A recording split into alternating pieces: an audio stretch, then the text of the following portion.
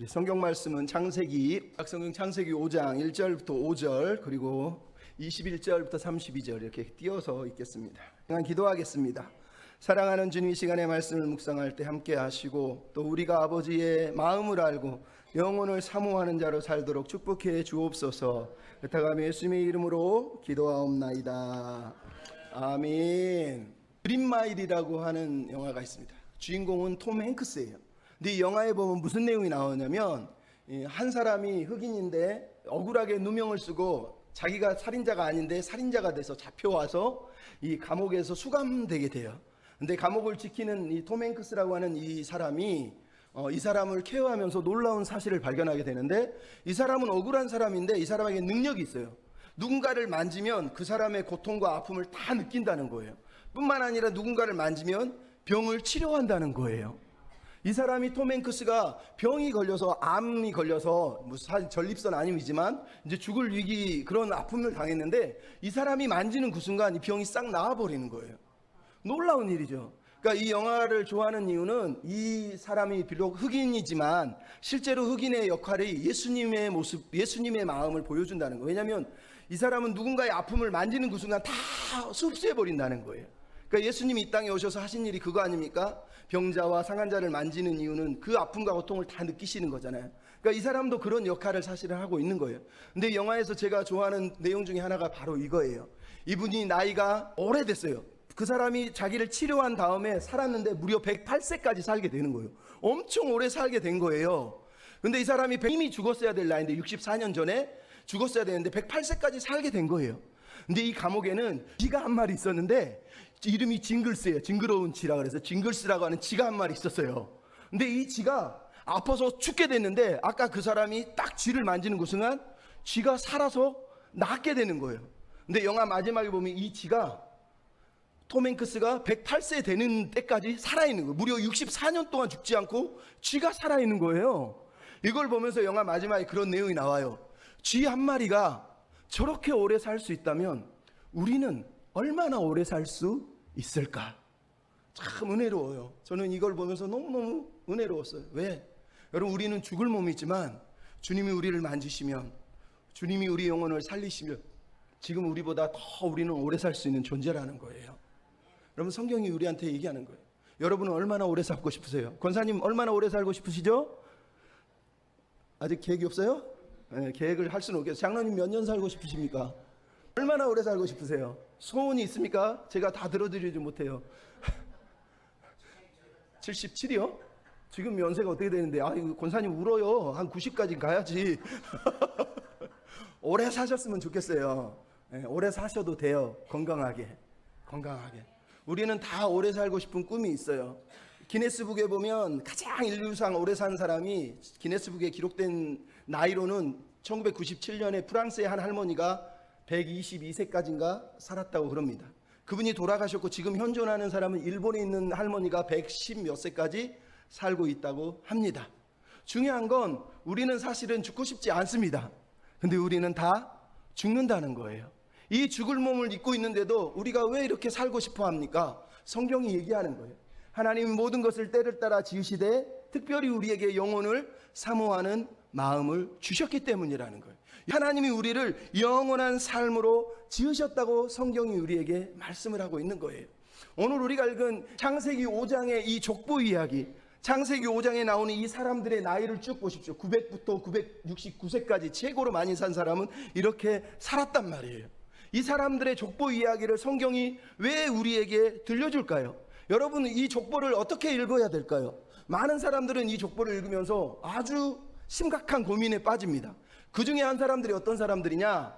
연대기적으로 이거를 읽으려는 거예요. 연대기적이라는 게 무슨 얘기냐? 옛날에 제임스 어셔라고 하는 사람이 창세기의 연대기를 계산했는데 솔로몬이 주전 970년이라고 그래요. 그때부터 뒤로 빠꾸해서 성경에 나오는 숫자를 다 계산하는 거예요. 다 계산했더니 무슨 일이 벌어졌냐? 하나님이 아담을 창조했던 시기가 나왔는데 그게 주전 4800년인가 이랬다는 거예요. 이렇게 숫자를 계산해서 보니까 하나님이 아담을 만든 시기가 세상에 주전 4000년인가 이렇게 읽어버리는 거예요.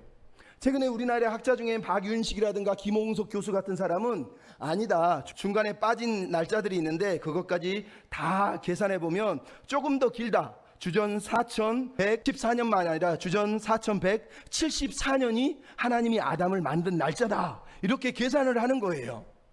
근데 여러분, 이렇게 계산할 수밖에 없는 이유는 성경에 써 있는 날짜만 계산하면 이렇게 나와요.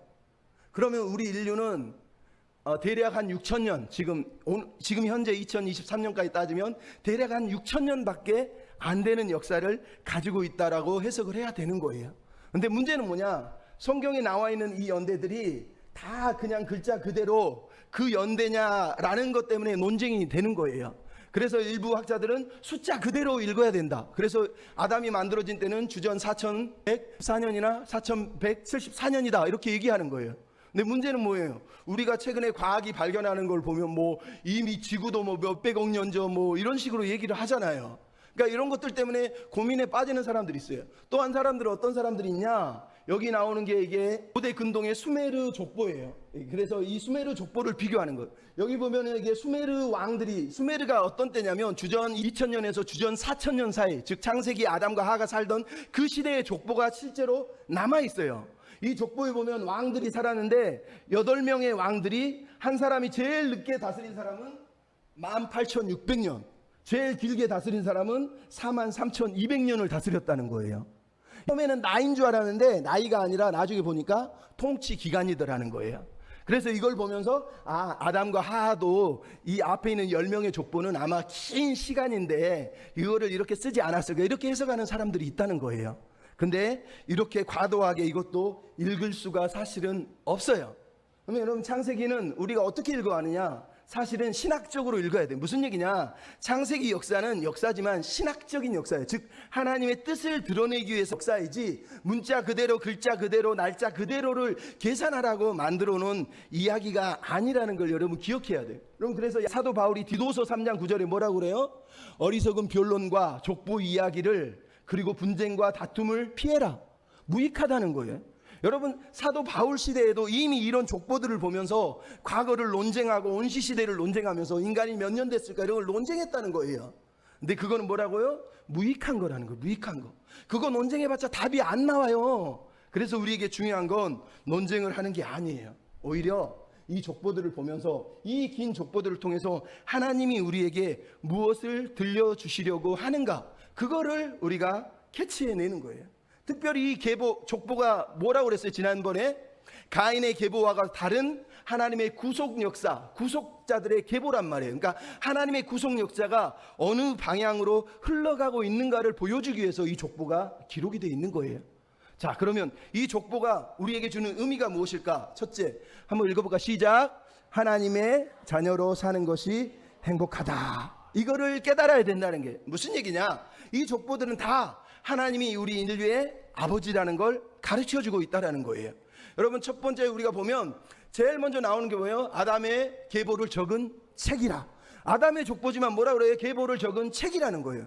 여러분, 창세기에 보면 다른 족보들이 나오지만 책이라는 단어가 안 쓰이는데 여기만 처음으로 셰페르라 그래서 책이라는 단어가 쓰고 있어요. 그러니까 모세는 이 족보를, 10명의 족보를 인용할 때 자료를 참고했다는 거예요. 옛날에 10명의 족보를 이미 가지고 있었는데 그 책을 참고했다라고 우리에게 얘기하는 거예요. 그러니까 이 족보는 이후에 나오는 족보들하고는 조금 다른 특성을 가졌을 거라고 우리가 상상할 수 있게 해주는 거예요. 뭐 자세하게 설명은 못해요. 근데 이 족보의 내용을 시작할 때 뭐라고 그래요? 하나님이 하나님의 모양으로 사람을 지으셨다라고 얘기하는 거예요. 모양과 형상은 똑같은 거를 교대로 지금 사용하고 있다는 걸 알 수 있어요. 왜? 아담도 자기의 형상대로 모양대로라고 단어를 쓰는 걸 볼 때 두 개는 똑같은 거예요. 그러니까 하나님이 사람을 만들 때 하나님의 형상대로 만들었다는 거예요. 근데 사람의 형상이 누구라고요? 남자와 여자라는 거예요. 하나님의 형상은 남자와 여자가 다르지 않고 동등하다라는 걸 성경이 우리에게 보여주고 있는 거예요. 그러면서 뭐라 그럽니까? 남자와 여자를 만들었는데 중요한 건 아담이 사람이 되었는데 자기 형상과 같은 아들을 낳았다는 거예요. 이게 무슨 얘기냐? 하나님이 아담을 자기 형상으로 만드신 것처럼 아담도 자기 형상의 아들을 낳았다, 이 얘기를 하는 거예요. 거꾸로 돌려서 얘기하면 아담은 하나님의 자녀란 뜻이고 아담이 낳은 사람도 하나님의 자녀라는 뜻이에요. 그 하나님이 지금 복을 주신 사람들이 누구냐? 가인의 족보에 나온 사람들이 아니라 아담의 대를 잇는 셋의 족보가 하나님의 복을 받은 사람들이었다라는 걸 가르쳐주고 있는 거예요. 그러니까 가인의 후손들도 하나님이 만드셨지만 그들은 하나님을 아버지로 인정하지 않는다는 거예요. 하지만 셋의 족보는 하나님이 이들을 선택하시고 이들을 통해서 인류에게 복을 주시기 원해서 셋의 후손들을 택했다라고 오늘 본문이 우리에게 말을 하고 있는 거예요. 그래서 중요한 게 뭐예요? 가인의 족보와 셋의 족보가 나눠지는 거예요. 가인의 족보는 여러분 10명이 아니라 지난주에도 얘기했죠. 아담으로부터 시작하면 라멕이 7번째가 돼요. 근데 셋의 족보는 아담으로부터 시작하면 에녹이 7번째고 노아가 10번째가 돼요. 7번째라는 얘기는 완전수를 말하지만 가인의 족보의 7은 불완전한 완전수예요. 하지만 아담의 족보의 10명은 충만수라 그래서 충만한 하나님의 뜻이 지금 이루어지고 있다는 걸 강조하기 위해서 10명의 족보를 들려주는 거예요. 이 10명의 족보의 내용이 뭐예요? 축복은 하나님의 아들들을 통해서 흘러간다는 거예요. 여러분, 이미 아담의 후손들은 창세기가 5장 1절 2절 3절이 얘기하는 거예요. 이들이 하나님의 아들들이라는 거예요. 그러니까 우리가 창세기 6장 1절을 보면 하나님의 아들들이 사람의 딸과 결혼했다 이거 가지고 이제 논쟁이 엄청 많은데 나중에 얘기하겠지만 이미 창세기 5장은 인간이 하나님의 아들들이라는 거예요. 아담의 후손들이, 셋의 후손들이. 이걸 여러분이 기억하실 필요가 있어요. 또 하나는 창세기는요, 족보가 이미 제가 얘기했죠. 창세기는 톨레도트라 그래서 계보가 10개가 나와요. 근데 창세기 5장에는 아담의 족보가 10명이 나와요. 창세기 11장에 보면 세손이 족보로 10명이 나와요. 룻기 4장에 보면 다윗의 족보인데 베레스의 족보에 사람 이름이 10명이 등장을 해요. 왜 10명이 등장할까요? 고대 군동에서 족보를 만들 때 특히 구약성경의 10명은 의도적인 수예요. 이게 충만수, 완전수를 강조하기 위해서 쓰는 단어란 말이에요. 그러니까 10명만 있었다는 걸 강조하는 게 아니라 10명 외에 더 많은 자녀와 더 많은 후손들이 있었지만 이 10명을 통해서 하나님이 어떤 일을 하고 계신지를 보여주기 위해서 이 10명을 택했다라고 성경이 우리에게 들려주고 있는 거예요. 저번에도 얘기했지만 그래서 이 족보들이 강조하고 싶은 건 하나님은 인류의 아버지라는 걸 우리가 믿어야 된다는 거예요. 그러니까 여러분, 교회 다니면서 제일 행복한 사람이 누구냐? 하나님이 내 아버지라고 믿는 사람이에요. 여러분, 밖에 나가서 하나님이 네 아버지야 그래봐서 우리 아버지 따로 있는데 그러면서 막 승질내잖아요. 교회 다니는 사람은 알아요. 왜? 성경은 하나님이 인간의 아버지시라는 걸 강조하고 있는 거예요. 아담의 후손, 셋의 후손은 하나님이 내 아버지라는 걸 믿고 나아가는 자녀들이라는 걸 말하는 거고, 가인의 후손들은 아니야, 하나님은 내 아버지 아니야, 내 아버지는 어디 있어, 가인이 내 아버지지, 이러면서 자기 힘대로 사는 사람들을 얘기하는 거예요. 그래서 여러분, 이 족보를 보면서 하나님이 우리 아버지라는 걸 믿어야 돼요. 여러분, 앞에 모세가 쓴 글이에요. 다 같이 읽어볼까요? 시작. 어리석고 지혜 없는 백성아, 여호와께서 이같이 보답하느냐? 그는 내 아버지시여 너를 지으신 이가 아니시냐? 그가 너를 만드시고 너를 세우셨도다. 모세는 창세기를 인용하면서 하나님이 우리 아버지인데 너희들 아버지한테 그렇게 반항하면 되겠어? 그러면서 모세가 죽기 전에 설교한 마지막 내용이 바로 이 말씀이라는 얘기예요. 하나님이 우리의 아버지라는. 근데 이 얘기를 어디서 합니까? 누가복음 3장에 보면 예수님의 족보를 성경이 기록하고 있어요. 예수님의 요셉이 낳았는데 요셉을 따라서 요셉을 낳은 요셉의 아버지는 헬라요, 그 위에는 야곱이요, 쭉 나눠가다 마지막에 뭐예요? 그 위는 에노스요, 에노스 위는 셋이요, 셋의 위는 아담이요, 아담의 위는 하나님이시니라. 이 얘기가 강조하는 게 뭐예요? 하나는 예수님이 하나님의 아들이라는 얘기를 강조하는 거고, 나아가서 하나님의 아들이 누구예요? 아담 이후에 나오는 모든 자녀들은 하나님의 아들이라는 거예요. 우리 모두는 하나님의 자녀라는 얘기를 성경이 우리에게 들려주고 있는 거예요. 그러면 여러분, 사도 바울이 이런 얘기를 우리한테 하잖아요. 하나님이 우주 가운데 만물을 지으신 하나님, 그분은 천지의 주제실 뿐만 아니라 생명과 호흡과 만물을 친히 주시는 분이고 모든 족속을 한 형통으로 만드신 분이고 우리가 그를 힘입어 살며 기동하며 존재하느니라. 우리가 그의 소생인지라. 그러니 우리가 하나님의 소생인즉 은과 금과 돌로 만든 새긴 것들을 섬기지 말자. 사도 바울이 전도하면서 했던 말이에요. 사도 바울의 핵심이 뭐예요? 우리 모두는 하나님의 자녀인데 왜 너희들은 하나님의 자녀인 것을 모르냐? 하나님이 너의 아버지인 걸 왜 모르느냐? 그러면서 한탄을 하는 거예요. 창세기 5장에 나오는 족보가 하나님이 우리 아버지시다라고 들려주는 거예요. 그러므로 여러분, 교회의 사명은 하나님의 자녀들을 많이 세우는 거예요. 많이 세워서 내가 하나님의 자녀구나, 하나님이 내 아버지구나 라는 걸 깨닫게 해주는 것이 교회가 해야 될 일이에요. 두 번째, 따라합시다. 영혼을 사모하는 마음을 가집시다. 영혼을 사모하는 삶을 가져야 돼요.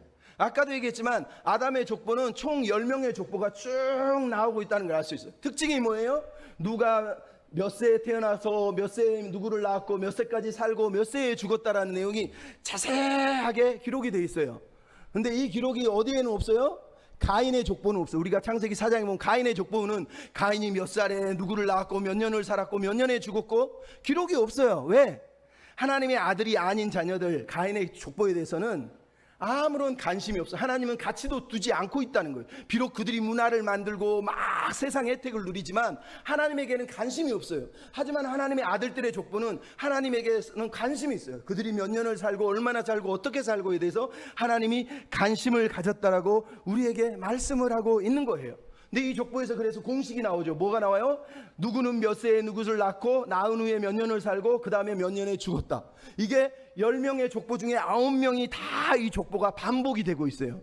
핵심은 뭐예요? 마지막 죽었더라 하지만 중요한 건 하나님이 그들이 몇 세에 나와서 살고 죽었더라는 것을 관심을 쭉 가지고 계셨다는 걸 다시 한번 우리에게 말씀하는 거예요. 그러니까 여러분 우리가 어떻게 나와서 어떻게 살고 어떻게 죽는지를 하나님이 외면하지 않으세요. 하나님을 모르는 인생에 대해서는 하나님이 가치를 부여하지 않지만 하나님의 자녀에 대해서는 관심을 가지고 있다는 거예요. 근데 중요한 건 이 족보가 900살, 대부분이 900살이에요. 에녹만 365살을 살았고 377살이 라멕이고 나머지는 다 900살을 거의 대부분 넘기잖아요. 800, 900.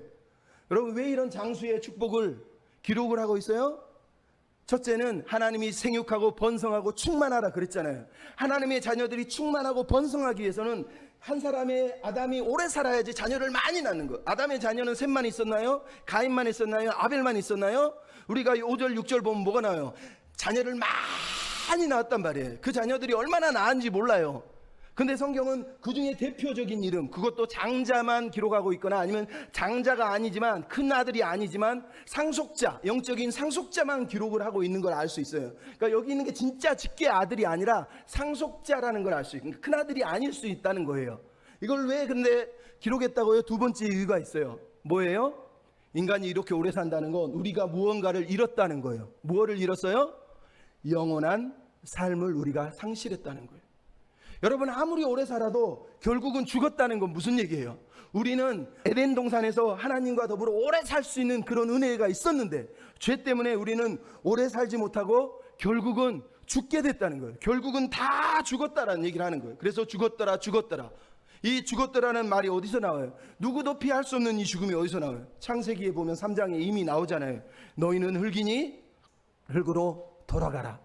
왜 돌아가야 돼요? 창세기 2장 17절에 네가 먹지 말라 한 걸 먹었으니 반드시 죽으리라. 결국은 그래서 죽었다는 거예요. 여러분 인간이 이런 게 뭔지를 보여줘요. 이렇게 오래 살 수 있다면 우리는 더 오래 살 수 있다는 거예요. 지금 창세기 5장이 들려주는 거예요. 근데 왜 오래 못 산다고요? 우리는 더 못 살고 있어요? 죄 때문이라는 거예요. 우리의 죄 때문에 우리가 영원한 삶을 상실하고 살았다는 얘기를 성경이 우리에게 들려주고 있는 거예요. 여러분 이렇게 오래 살았는데 오래 살면 행복합니까? 죄의 몸을 잃고 오래 살면 행복하냐고요? 행복하지 않아요. 996살을 살았으면 969살을 살았으면 행복해. 그러면 행복할까요? 아니요. 여기 계신 분들 이미 80, 60만 돼도 몸이 벌써 힘도 빠지고 늙어서 못 움직이시는데 그 몸으로 900년 살아보세요. 어떻게 살 거예요? 차라리 빨리 죽고 싶다 하지 않겠어요? 물론 이분들은 그러지 않았죠. 자녀를 100살이 넘어서 낳고 200살이 넘어서 낳고 노아는 500살이 돼서 자녀를 낳는데 우리랑 몸은 틀리죠. 하지만 이렇게 오래 사는 것이 축복이라고 가르쳐주는 게 아니에요. 이거를 오랜 나이를 기록해주는 이유는 우리는 더 오래 살 수 있었는데 우리가 그거를 상실했다는 거예요. 죄 때문에.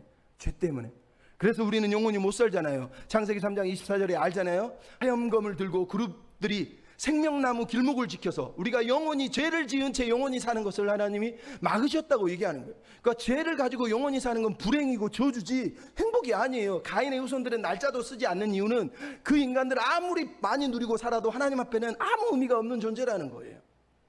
이거를 성경이 우리한테 기록하는 거예요. 그러므로 이 족보가 우리한테 들려주고 있는 가장 중요한 이유가 뭐냐? 바로 한 사람 에녹 이야기를 통해서 들려주고 있는 거. 얼마나 오래 사느냐보다 더 중요한 게 어떻게 사느냐가 더 중요하다는 거예요. 여러분 다 죽었는데 에녹은 죽지 않았대요. 여러분 무드셀라는 969살을 살았는데 에녹은 고작 365년 가장 짧게 살았어요. 여러분 무드셀라가 더 행복했을까요? 더 오래 살았으니까? 아니란 말이에요. 성경은 무드셀라가 969살을 살았어도 실제로 행복한 사람은 에녹이었다고 얘기하는 거예요. 왜? 에녹은 하나님과 동행했다는 거예요.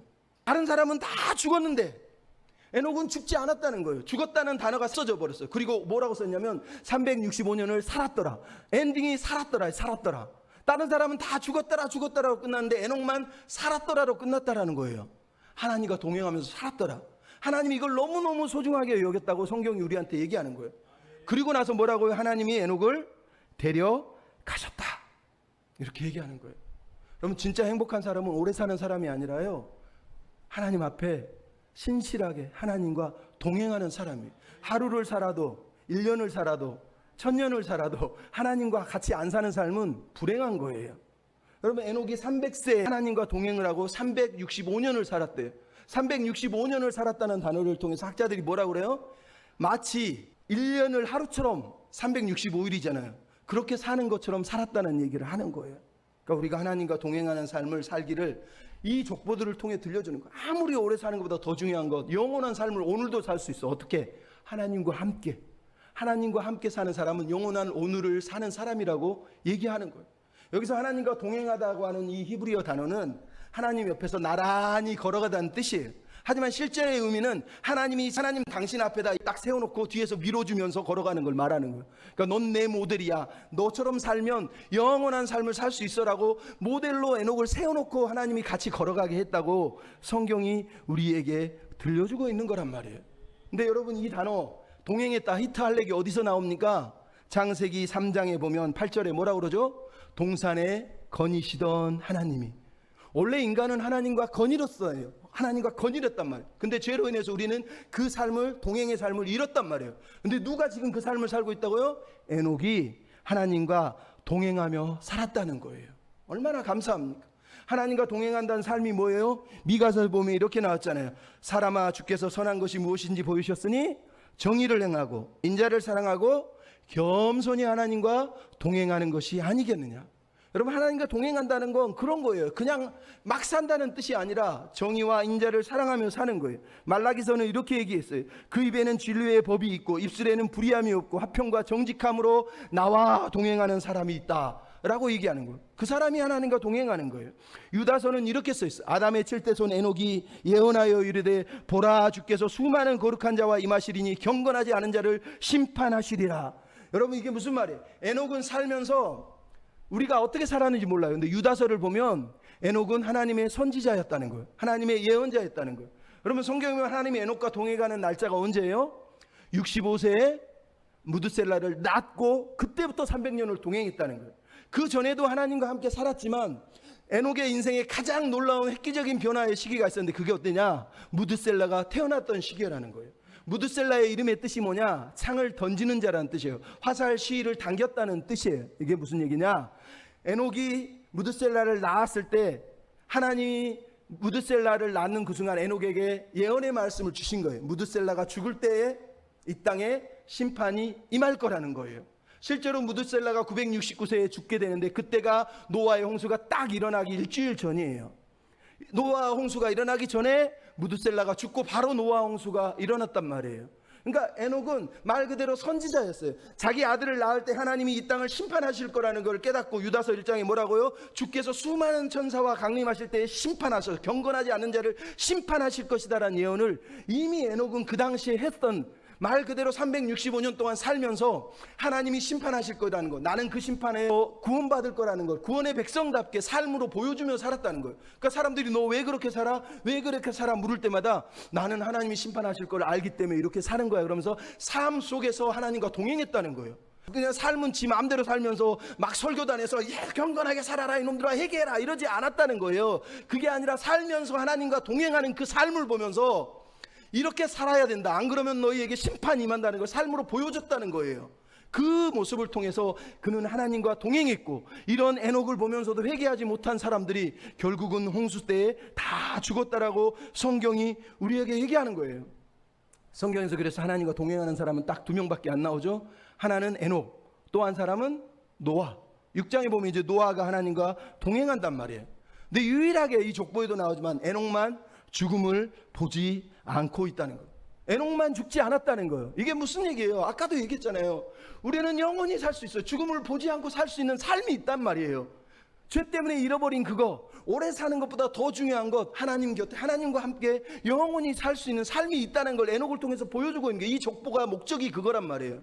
우리가 뭘 잃었는지를 알라는 거. 영원한 삶을 하나님과 살 수 있었는데 그걸 잊었다는 거예요. 우리가 죽어서 영원히가 아니라 지금도 하나님과 동행하는 사람은 영원한 오늘을 살 수 있다고 성경이 우리에게 얘기하는 거예요. 그래서 여러분, 히브리서에 보면 11장 4절 5절 내용이 뭡니까? 이렇게 써 있잖아요. 믿음으로 에녹은 죽음을 보지 않고 옮겨졌으니 그는 옮겨지기 전에 하나님을 기쁘시게 하는 자라 하는 증거를 얻었느니라. 하나님과 동행한다는 건 하나님을 기쁘시게 했다는 뜻이라는 거예요. 하나님이 뭘 기뻐하시는지를 날마다 삶으로 살아내려고 애썼다는 거예요. 그가 하나님이 데려가신 이유는 그가 막 위대하고 막 영웅이고 돈이 많이 받고 능력이 나타나고 축복을 누려서가 아니라 하나님을 기뻐하는 삶, 하나님을 기쁘시게 하는 삶을 살았기 때문에 하나님이 그를 옮겼다고 말하는 거예요. 그러니 여러분, 얼마나 오래 사느냐 거기에 목숨 걸 필요가 없어요. 불로초를 구하러 돌아다닐 필요도 없어요. 하나님은 오늘 우리에게 에녹처럼 하루를 1년처럼, 하루를 1000년처럼 매일 하나님과 동행하는 삶을 살기를 하나님이 우리에게 요구하시는 거예요.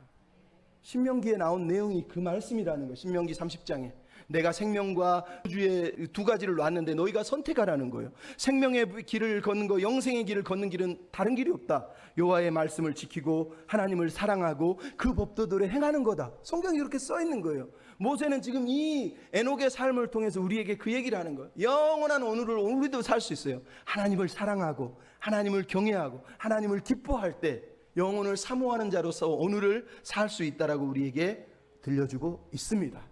마지막으로 여러분, 이 족보가 들려주는 거 같이 읽어볼까요? 시작. 소망을 붙들고 살아야 한다는 거예요.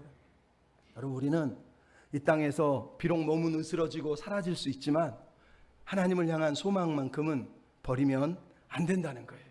그럼 오늘 족보에서 두 번째로 중요한 사람이 등장합니다. 라멕이에요. 다른 사람들은 다 낳고 얼마나 지내고 죽고 이렇게 되는데 라멕만 나오면 라멕에서 갑자기 무슨 일이 벌었어요? 라멕이 아들을 낳았는데 아들에게 이름을 지어주고라는 단어가 갑자기 등장하고 있어요. 라멕은 9대손이에요. 9대손. 이제 좀 있으면 10대손 노아가 나오는 거예요. 근데 이 라멕은 특별한 사람이에요. 여러분, 라멕 그러면 어디서 나와요? 가인의 7대손이 라멕이란 말이에요. 라멕의 뜻이 뭐라고 그랬어요? 능력 있는 자, 강한 자라는 뜻이라고 그랬단 말이에요. 그러니까 가인의 후예인 7대손 라멕을 통해서 죄가 폭발을 해버렸고 죄의 능력으로 강한 사람이 라멕이었다면 아담의 후손인 라멕은 9대손이지만 그는 이름은 능력 있는 자, 강한 자지만 실제로는 그는 강한 자의 삶을 산 게 아니라 하나님께 소망을 두고 이 땅에 안식을 구하며 살았던 사람이라는 거예요. 자기 힘을 자랑하지 않고 자기 능력을 자랑하지 않고 하나님께 소망을 두고 살았다라고 얘기하고 있는 거예요. 그 첫째가 뭐예요? 이름을 지었다는 거예요. 아들에게 이름을 지었다는 거예요. 이름을 누가 짓습니까? 아담이 셋을 지을 때 이름을 지었다는 거 처음 나오고, 그리고 마지막으로 9번째 아들이 라멕이 노아를 지을 때 이름을 또 지었다는 단어가 나와요. 이름을 짓는다는 얘기는 창조의 행위일 뿐만 아니라 신앙 고백이에요. 신앙 고백. 내 인생에, 우리 삶에 가치를 부여하는 거예요. 이 아들에게 노아라고 이름을 지었다는 말은 내 인생이 하나님 앞에서 의미 있고 가치 있었으면 좋겠다라는 사모하는 마음을 가지고 자기 인생을 무의미하게 살지 않으려고 애썼다라는 얘기를 하고 있는 거예요. 가치를 추구한다는 게 무슨 뜻이에요? 소망이 있기 때문에 추구하는 거예요. 소망이 없는데 왜 가치를 추구합니까? 대강 살지. 내가 의미가 있고 내 인생에 가치가 있다는 말은 나에게 소망이 있다는 뜻이에요. 나는 소망의 백성이에요. 라멕은 말 그대로 소망의 백성이에요. 아들의 이름을 노아라고 지었어요. 노아의 뜻이 저번에도 말했죠. 무슨 뜻이라고요? 누아흐, 안식, 쉼, 이런 뜻이에요. 그래서 이름을 해석하면서 여호와께서 땅에서 조주하게 하시고 수고롭게 하신 우리를 이 아들이 안위하게 하시리라, 쉬게 할 것이다 라는 이름을 지금 지어주고 있다는 걸 우리가 알 수 있어요. 여러분, 이 이름들이 다 어디서 나온다고요? 아담과 하와가 범죄한 이후에 하나님이 저주한 내용이 뭡니까? 너는 땅에서 저주를 받아서 아무리 수고해도 쉼을 얻지 못할 것이라고 말한 게 이 저주란 말이에요. 그러니까 라멕이 노아의 이름을 지으면서 이 저주를 돌릴 아들이라고 얘기했다는 건 라멕이 창세기에 나와 있던 아담과 하와에게 주었던 그 저주를 여자의 후손 메시아를 통해서 회복하실 것이라는 걸 라멕은 포기하지 않았다는 거예요. 하나님이 메시아를 보내서 우리의 저주를 안식으로 바꾸실 것이라는 걸 포기하지 않았다는 거예요. 참된 안식과 참된 평안이 하나님으로부터 온다는 걸 믿었다는 거예요. 자기들의 힘으로, 자기들의 능력으로, 자기들이 수고해서 얻을 수 없다라는 걸 라멕이 믿었다는 거예요. 그래서 메시아를 대망하고 자기 아들의 이름을 노아라고 지었단 말이에요. 아까도 얘기했지만 라멕이 왜 이 아들의 이름을 지었어요? 다시 돌려서 얘기할게요. 에녹이 자기 아들을 낳을 때 무드셀라를 낳았어요. 하나님이 예언하셨어요. 네 아들이 죽을 때 세상이 심판이 임할 거라는 거예요. 그래서 무드셀라가 라멕을 낳으면서 뭐라고 그랬겠어요? 그에게 그 예언들을 들려줬겠죠. 그러니까 라멕이 자기 아들을 낳으면서 아버지가 뭐 언제 죽을 줄 모르지만 곧 심판이 온다라는 걸 들었단 말이에요. 그 심판을 이 사람은 이렇게 해석한 거예요. 심판이 임하면 나머지는 죄와 저주에서 해방돼서 자유함을 얻을 거라고 믿었던 거예요. 메시아에 대한 기대를 버리지 않았다는 거예요. 왜? 이 노아의 소망, 이 노아의 기대, 노아 쉼과 안식을 주실 분이 결국은 누구예요? 예수 그리스도예요. 진정한 노아는 예수 그리스도 말이에요. 노아가 가져다 주지 못했지만 우리 주 예수 그리스도가 이 안식을 가져다 주셨잖아요. 그게 마태복음 11장에 나오잖아요. 수고하고 무거운 짐진 자들아 다 내게로 오라 내가 너희를 쉬게 하리라. 근데 그 말씀 바로 앞에 뭐가 있는 줄 아세요? 예수께서 기도하여 이르시되 천재의 주제이신 아버지여 이것을 지혜롭고 슬기는 자에게 숨기시고 어린 자녀들에게 알려주시니 감사합니다. 옳소이다. 이것은 아버지의 뜻입니다. 아버지께서 알게 하시니만 아들을 알고 아버지의 계시를 받으니만 아들을 알게 하셨습니다 라고 얘기하면서 이 말씀을 하셨다는 거예요. 무슨 얘기예요? 수고하고 무거운 짐진 자에게 안식을 주는 분이 예수라는 걸 누가 안다는 거예요? 하나님의 아버지임을 아는 사람, 하나님이 아버지라는 걸 깨닫게 해서 하나님이 내 아버지시구나라는 걸 믿는 사람들이 이 예수 그리스도 안에서 진정한 노아의 신 예수를 통해서 안식을 누릴 수 있다고 예수님은 선언을 하고 계셨던 거예요. 그리고 요한복음 14장 27절 평안을 너희에게 주노니 나의 평안을 너희에게 주노라. 내가 주는 평안은 세상과 같이 아니하노라. 그리고 16장 33절에 뭐라고 그래요? 이것을 너희에게 이르면 내가 내 안에서 평안을 누리게 하려 함이라. 세상에서 너희가 환난을 당하나 담대하라 내가 세상을 이기었느니라. 이게 예수님이 우리에게 주신 진정한 평화란 말이에요. 그러니까 진정한 노아는 결국 누구예요? 예수 그리스도라는 얘기를 하는 거예요. 오늘 우리가 족보 이야기를 읽었습니다. 족보 이야기의 내용은 많지만 신학적으로 우리 모두 하나님의 자녀라는 거예요. 하나님의 자녀인 것을 깨달은 사람이 가장 행복한 사람이에요. 나아가서 우리는 영원한 삶을 소망하면서 오늘도 살아가야 돼요. 영원한 삶을 믿는 사람은 오늘 하나님과 동행하는 사람이에요. 빨리 죽는 사람이 아니라 오래 사는 사람이 아니라 오늘 어떻게 사느냐는 거예요. 하나님을 기쁘시게 하나님과 함께 사는 사람이 나아가서 우리의 저주 우리의 수고를 다 그치게 하실 분이 진정한 노아의 신 예수 그리스도라는 걸 우리가 믿기 때문에 오늘도 예수를 의지하고 예수 안에 안식하며 사는 우리라는 걸 여러분이 잊으면 안 됩니다. 여러분 그린마일이라는 영화를 보면 그린마일이 무슨 뜻인 줄 아세요?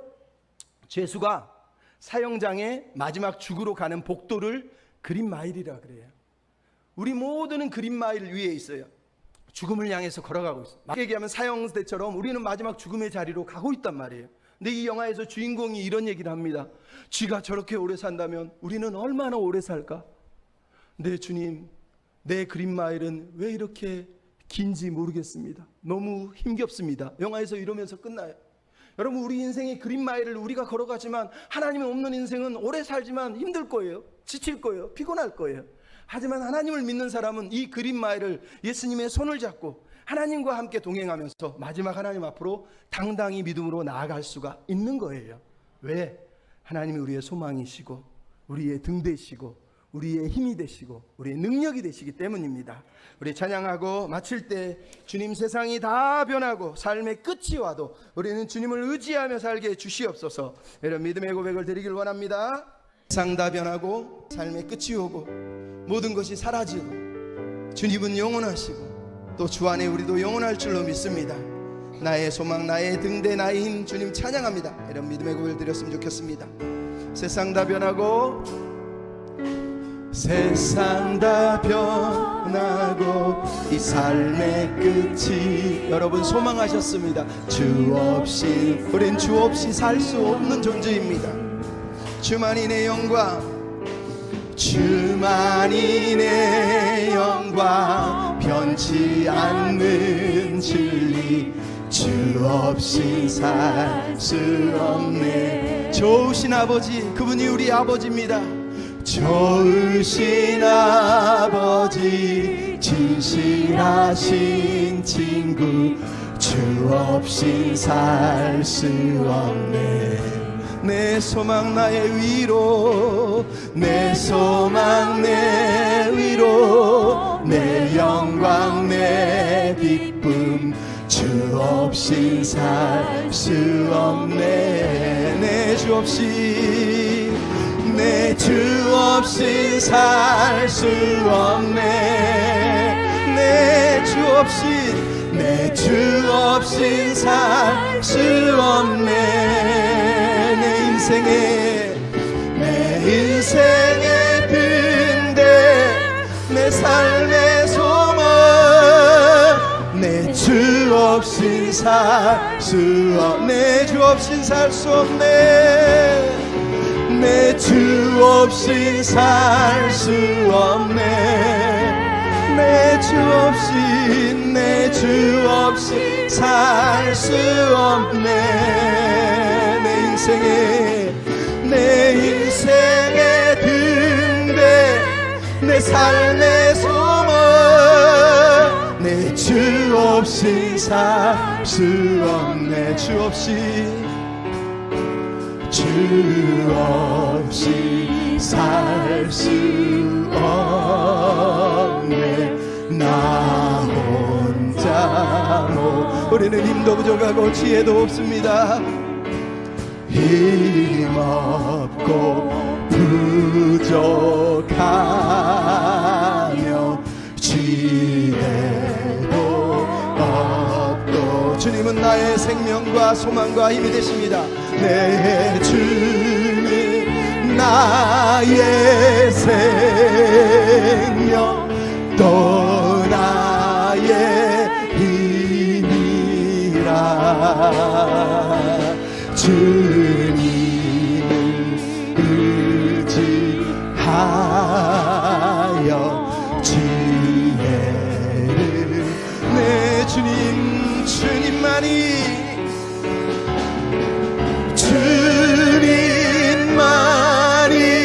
나의 힘, 나의 방패, 나의 참 소망,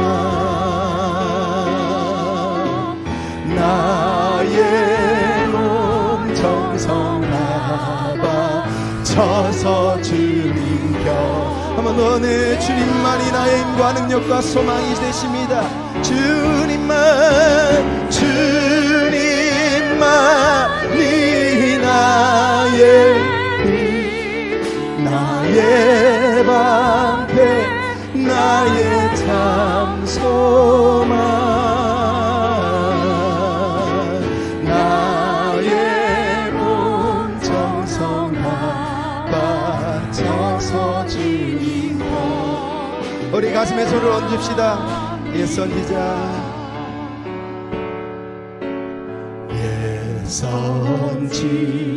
선지자의 녹같이 우리들도 천국에 들어갈 때까지 주와 같이 걷게 한 걸음 한 걸음 한 걸음